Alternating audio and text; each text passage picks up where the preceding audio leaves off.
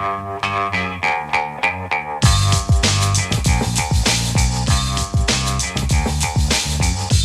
Lehrer on WNYC. We're going to end the drive with a little bit of fun each of the next few days with a short form series about how to find your personal style. We will bring you wisdom from a few well-dressed people, if you want to call them that, who think seriously about clothes and who understand the history and meaning behind the clothes we choose and why we wear what we wear. And we're starting close to home. Our colleague, James Ramsay, digital producer and author of the Early Edition newsletter for the WNYC and Gothamist newsroom, joins me today because he recently admitted to a long-running aspiration. Hey, James. Hi, Brian. I don't know if I qualify as well-dressed, but I admire those who are, so I'm qualified enough to talk on the topic. So what was that long-running aspiration? The long-running aspiration has been to be the kind of person who wears dress shoes to work. And Why? I haven't quite gotten there, but I haven't given up on it either. I aspire to be the kind of person who wears running shoes to work. So why dress shoes? Why dress shoes? Well, I guess it goes back because it is I think of it as a very adult and dignified, aspirational way of carrying yourself. For me, this sort of goes back. I moved here at the age of 21. Like a lot of people, you move to New York City right after college, and it kind of marks really the real start of your adult life.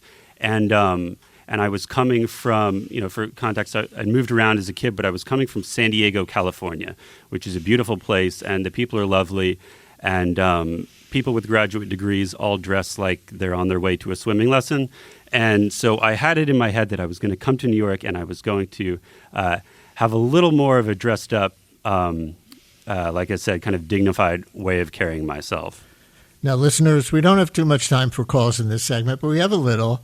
So is there a piece of clothing that you associate with the next version of yourself? 212-433-WNYC. You're hearing James's story about what dress shoes meant to him when he first sort of started adulting 15 years ago. What about for you? Is there a piece of clothing that you have ever associated with the next version of yourself and gone there, started wearing whatever that is, or one that you have in mind right now, but you haven't pulled the trigger yet? Say it out loud. Maybe it'll, give you that impetus to take that next step. 212-433-WNYC, 212-433-9692. Call right up. You'll get right on because we only have a few minutes. But again, is there a piece of clothing that you associate with the next version of yourself from any time in your life, or that you have in mind right now and might yet even really do? 212-433-WNYC, 433-9692, or maybe you just want to call and identify with James as a hard soul kind of person with some shoe style to impart. You describe a proper dress shoe as timeless, even modest. Talk about how the timelessness and modesty interact there. I think the dress shoe for me is a little different than simply dressing up. It's not quite the same thing as being fancy or being flamboyant, which if you are fancy and flamboyant, power to you. I think that's very cool. The dress shoe is more, it's like when you see those old pictures of people going to Yankee games in the 30s and they're all dressed up. Yeah. It's been going on for generations. Even for me, I have it's sort of like Proustian reverie of my dad walking in, coming home from work at the end of the day and hearing the clunk, clunk, clunk of his loafers on the floor. So I think it's sort of, people have been doing this for forever. Why do I need to just wear, tennis shoes to the office every day? What makes me special? So it's sort of the timelessness in that sense. It's, emotional kind of way. It's also sort of literally the fact that these things, the idea is you break them in, you wear them in, and you keep them forever. I wrote about this for Gothamist.com, and for the people that I spoke to for the story, almost everybody mentioned, oh, these are my favorite shoes. I beat the heck out of them, and after 6 years, I brought them back to the cobbler, and they resold them. And I also think that is an extremely New York City thing. Having a cobbler, having a guy that fixes up your shoes after you beat them up, I wish I was that. I want that so bad. I guess I can't do that with my running shoes. But by the way, this is why I love James Ramsay. Here we are talking about shoes, and he uses the phrase Proustian reverie with respect to shoes. Andrew on Staten Island, you're on WNYC. Hi, Andrew. You have a story? Hi. Yes, I totally do. I just want to say first, I listen to you all the time. So thank you. Thanks for, doing what you do. But yeah, I've been trying to get into leather jackets. I'm riding motorcycles more, so I thought it'd be fitting to look like Marlon Brando.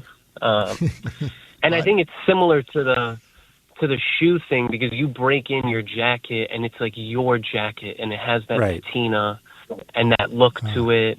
Interesting. And I'm going to leave it there to get a couple of more people on, but good story, and I see that you're finding the impediment is that leather jackets turn out to be very expensive. So David and Edison, you're up next. David, you're on WNYC. Hi. Hey, I started working for myself almost 2 years ago, and when I started my business, I went out and bought a new blazer, and it's still hanging in my closet, yet to be worn. And I find that my days working for myself from home are more defined by the days where I wear hard pants versus soft pants, a hard waistband and a belt versus something with elastic, like sweatpants. Why is the blazer still hanging there? I thought it was who I wanted to be, but every time I go to dress myself up for something professional, it doesn't quite seem right, and that happens sometimes. David, thank you very much. Vanessa in Brooklyn, you're on WNYC. Hi, Vanessa. Hi, how are you?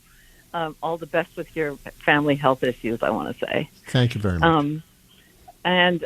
So ever since I was a hippie back in the 60s, I started wearing long skirts and petticoats. So I found some petticoats with, tons of ruffles. It made me look like a maidservant from 1900. And so I wore petticoats for years, and now I'm still doing it. I actually have a cashmere petticoat thing that I put under my straight skirts to stay warm. And the other thing that I do is hats with hat pins. Huh. And who does that? But, I have a collection of hat pins, and without a hat pin, the hat is going to blow off your head. So I have a lot of hair that I tie up into a bun, and I put the pin through the hat and through the hair, and it stays on my head, and people are amazed. What is that Vanessa, hat doing? Thank you very much. James, 30 seconds for a final word. Any other wisdom you want to impart? I think what I'm hearing, and part of this is certainly for me when I really think about it, it's a lot about confidence. Being a New Yorker is about being confident. And part of the shoe thing in particular, what I'm so hung up on is like, man, if I was the kind of person who could break in a pair of leather dress shoes, I could seize the world. It would be the world would be my oyster. And so that's why through all the trial and error, I keep aspiring to this. James Ramsay, digital producer and author of WNYC's Morning Edition newsletter. And his piece in Gothamist is called New York City Used to Be a Hard-Souled Shoe Town. Could I be part of a revival? James, thanks a lot. Thank you, Brian. That was fun. More personal style talk at this time tomorrow. And coming up after the news, all of it with Alison Stewart. Among her guests, documentarian Morgan Neville talks about Man on the Run, his new film about Paul McCartney's career in the decade after the Beatles broke up. That'll be fun, and more with Alison after the latest news here on WNYC.